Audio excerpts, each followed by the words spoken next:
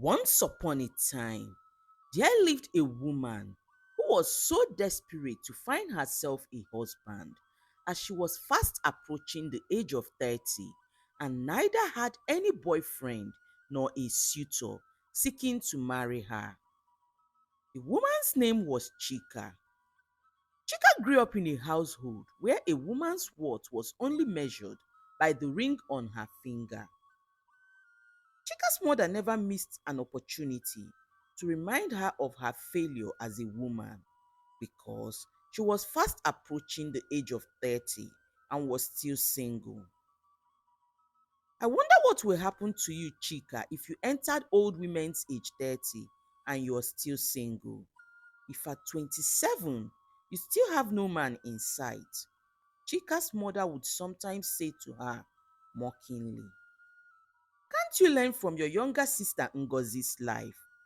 Ngozi is happily married with two children, and there is another one on the way. She's just 24 years old." Her mother would continue. The shame Chika bore in her father's house because of her unmarried status was very suffocating. Her family treated her like an outcast in her own home. Her mother sometimes made her eat leftover meals while the others ate freshly cooked meals. "I want you to have a taste of what you will become soon, Chika, when you turn 30 without a husband," her mother would say and laugh out loudly. Chika's younger sister Ngozi, in her pride, would openly mock Chika sometimes too, calling her the cursed one.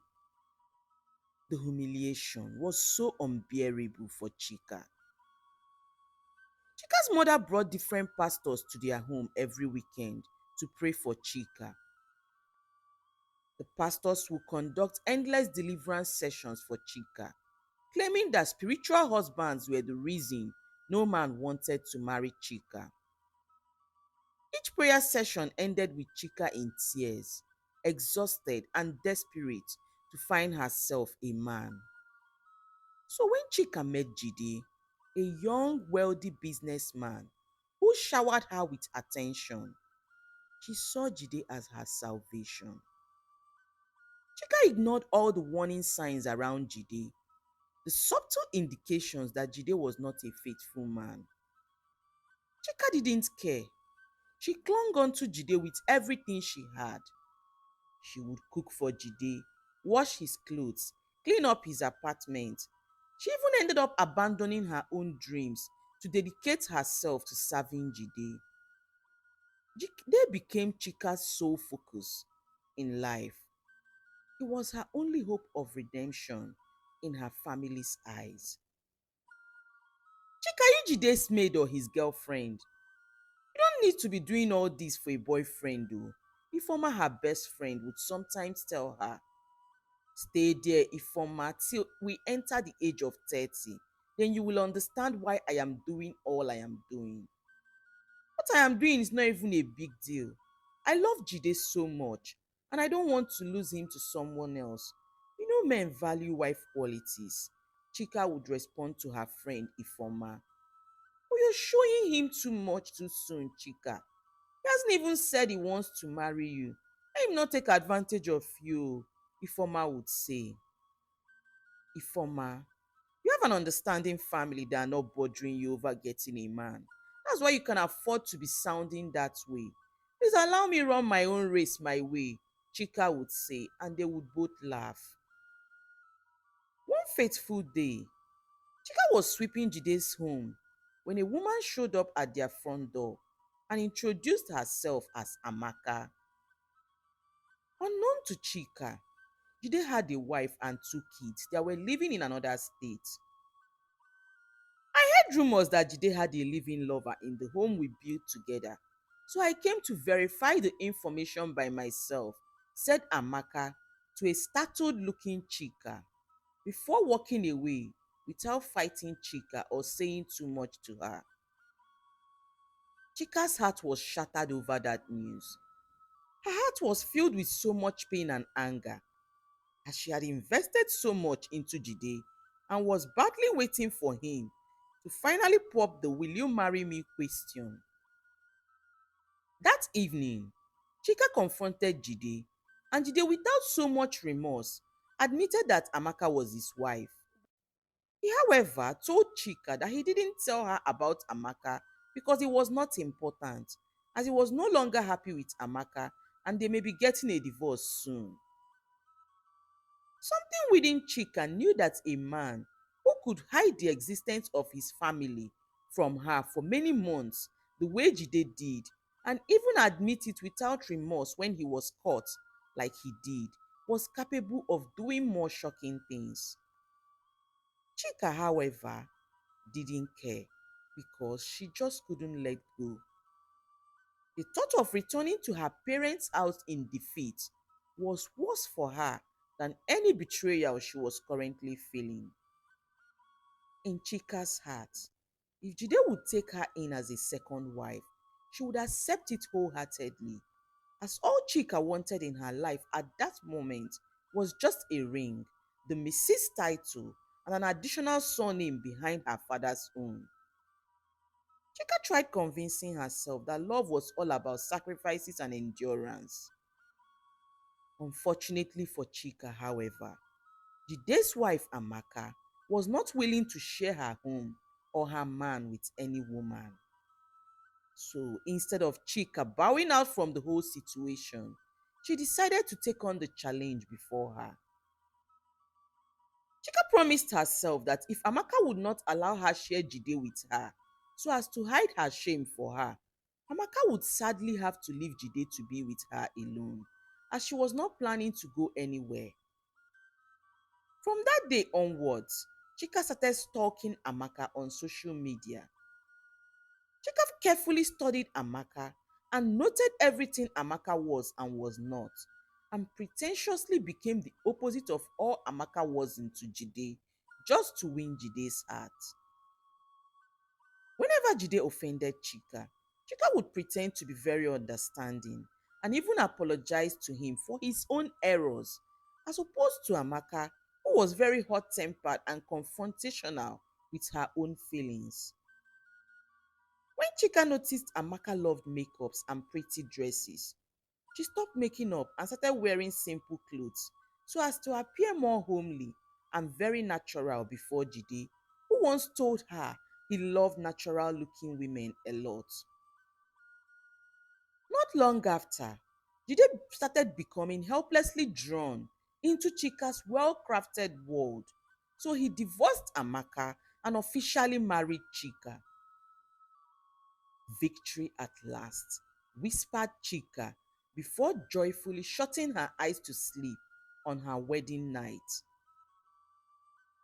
Chika's joy knew no bounds. Watching her mother on her big day dance with joy and proudly entertain her church friends who sewed matching ashwebi for their friend's daughter's big day was Chika's biggest highlight for the day. In Chika's mind, she was now a complete woman and could finally relax her head and enjoy her adult age in peace. Or so she thought. Chika's first 2 years in marriage was so blissful. She brought Jide a boy and a girl within the space of 2 years. After the birth of Chika's second child, Jide's character towards her gradually started changing. Jide started speaking to Chika in a very rude way and became so cruel to her. His love for Chika was fast turning into disdain. Jide insulted Chika at every opportunity he got. He constantly accused her of things she never did. Chika was so devastated. She couldn't even complain, nor summon the courage to ask Jide why he was treating her so badly, because she won him over with the character of an understanding woman who doesn't quarrel her husband. Not long after, Jide stopped hiding his extramarital affairs from Chika. He even started bringing different girls to their home and expected Chika to be accommodating as usual, as well as endure it all. "They are just my girlfriends and you are my missus," Jide would say to Chika whenever he sensed that Chika was feeling sad over his actions. Chika would stare at her ring, and painfully, she would swell in pride in her heart that she was indeed the chosen one after all. Chika endured a lot for Jide. She swallowed her pains in silence and kept her mind focused onto the illusion that her marriage would become a happy one again someday. Chika sometimes invited different pastors to her home to use prayers and chase away the spirit of strange women that were lurking in the shadows in her home. The more the pastors prayed for Chika, however, the more infections Chika treated secretly. Chika cried herself to sleep more nights than she could count. I warned you about this man, Chika. You told me you were in love and was running your own race. Now see what he's putting you through, Chika's friend Ifoma would say to her. Is it until he gives you a disease bigger than you before you will run for your dear life? Continued Ifoma. Where do you want me to go to, Ifoma? Where do I start from? Have you forgotten my story before I held on to Jide to save my shame? Sobbed Chika. Are you not seeing what get married before 30 had landed you into, Chika? Continued Ifoma. Your mom that made you jump into this mess is even gone. Please save yourself while you still can, Chika, before it is too late for you. That night, Chika thought so hard about her conversations with her friend Ifoma during the day. She, however, lacked the courage and strength to act on Ifoma's words, and there was no way in the world she was ever going to join the divorcee women's train in her 30s. Who will marry her again in her 30s with two kids? Her, Chika, become expired goods? God forbid. She picked up her Bible, held it very close to her chest, and went into deep prayers against strange women trying to take over her home. One fateful day, Chika had just finished tucking her children into bed when she heard Jide's car pull up at their front door. He walked in with a very young girl who was visibly pregnant, holding her bags. Say hello to my new wife, Chika, said Jide casually. Chika was shocked and confused.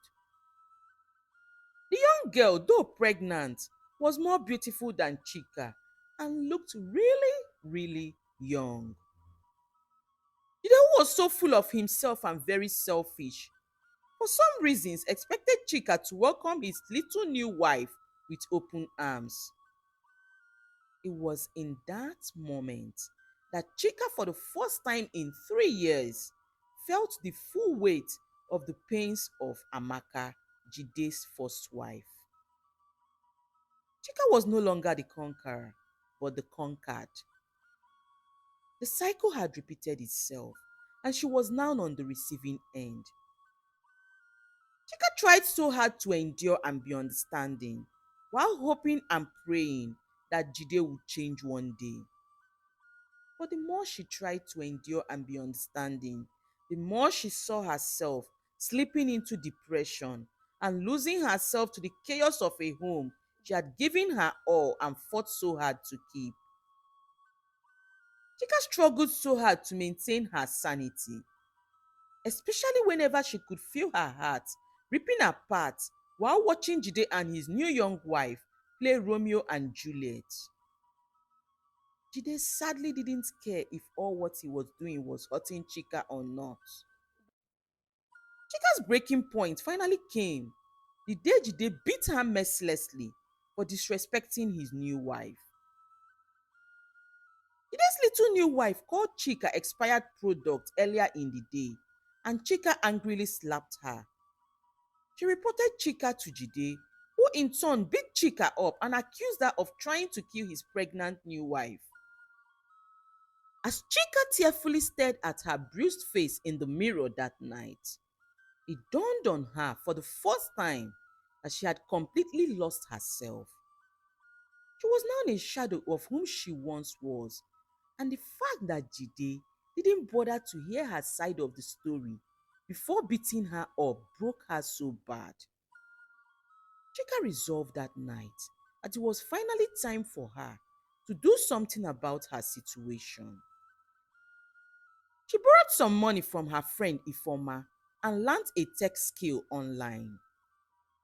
She secretly started offering her services remotely to some clients online, and she made sure she saved every kobo she made from it.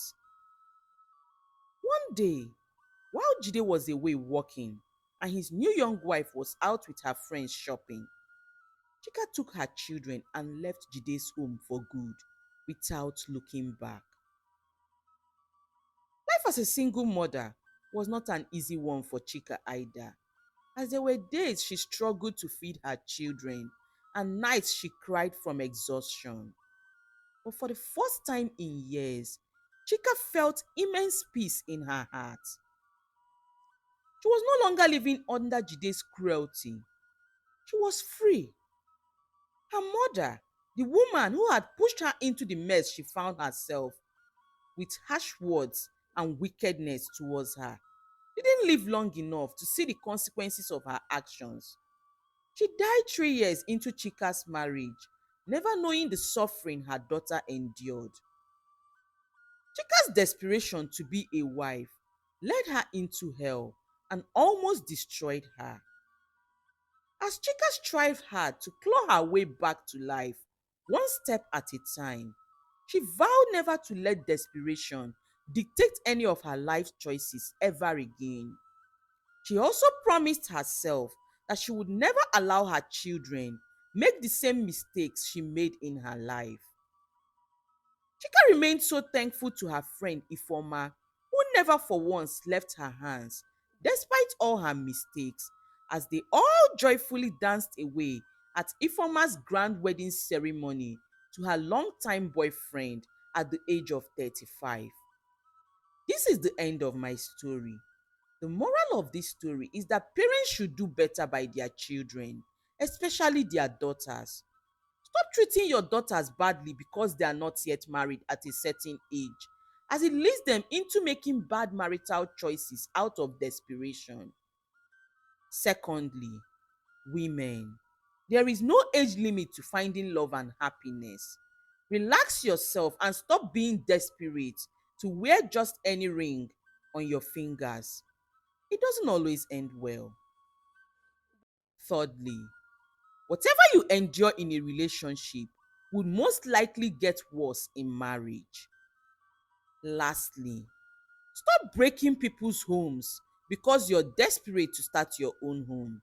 Because the good old adage about the broom used in beating the first wife coming for you never fails in most cases. Thank you for watching.